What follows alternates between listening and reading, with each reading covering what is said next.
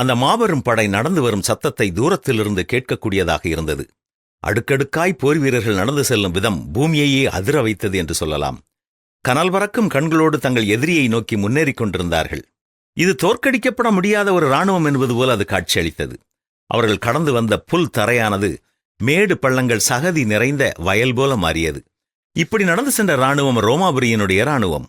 பொந்து தேசத்தினுடைய மித்ரிடேட்ஸ் என்னும் அரசனை கைது செய்து கொலை செய்ய வேண்டும் என்ற எண்ணத்தோடுதான் அந்த ரோம இராணுவத்தை தலைமை தாங்கி பாம்பே அரசன் நடத்திச் சென்றான்.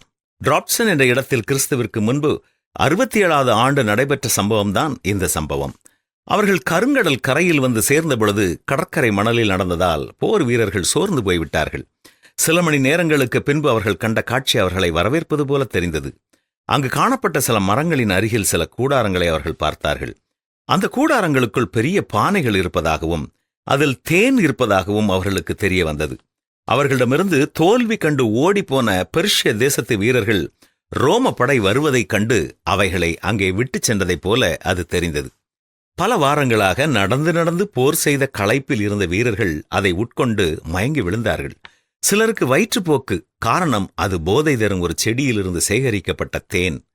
அனைவரும் சோர்ந்து போய் உட்கார்ந்து விட்டார்கள். அவர்கள் எதிர்பாராத நேரத்தில் திரும்பி வந்த பெர்ஷிய இராணுவம் அவர்களில் 1000 வீரர்களை கொண்டு குவித்தது. இறுதியில் பாம்பே தோல்வி கண்டான்.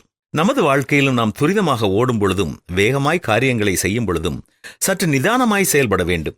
நாம் அறியாத, நமக்கு மயக்கமூட்டி நம் வாழ்வின் நோக்கத்தை நிறைவேற்ற முடியாமல் செய்யும் தடைகள் நம்மை தாக்கலாம். எனவே கவனமுடனும் எச்சரிக்கையுடனும் நாம் செயல்பட வேண்டும். நமக்கு இனிப்பாய் அல்லது மகிழ்ச்சியாய் தெரியும் எல்லாம் நம்முடைய வாழ்க்கைக்கு ஏற்றதாக இருக்க முடியாது.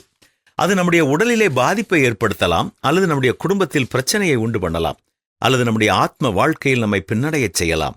நாம் முன் செல்லும் பொழுது எச்சரிப்போடு முன் செல்வோமா?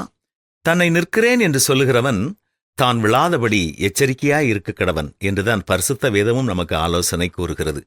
என்ன, கடைபிடிப்போமா?